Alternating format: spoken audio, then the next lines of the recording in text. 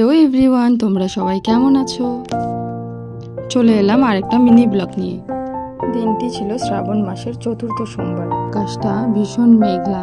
এবার আমি বাজারের দিকটা একটু ঘুরে দেখাবো। সকাল সকাল বাজারের ফলের দোকানগুলোতে ভীষণ ভিড়। দেখো, আমি দুধ আনতে গিয়েছিলাম, গান শুনতে শুনতে বাড়ির কাজগুলো করছিলাম।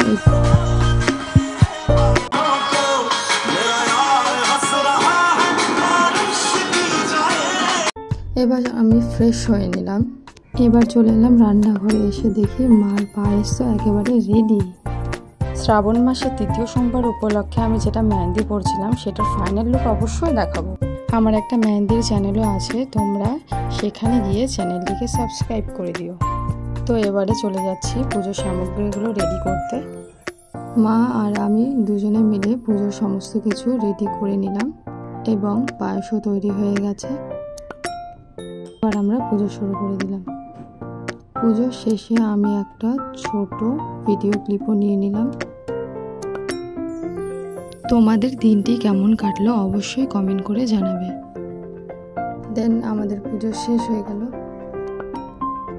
পুজো শেষ করে আমরা তো প্রসাদ খেতে বসে গেলাম। তোমরা তাড়াতাড়ি চ্যানেলটিকে সাবস্ক্রাইব করে দেখা হচ্ছে আবার একটা ব্লগ নিয়ে। ততক্ষণের জন্য টাটা।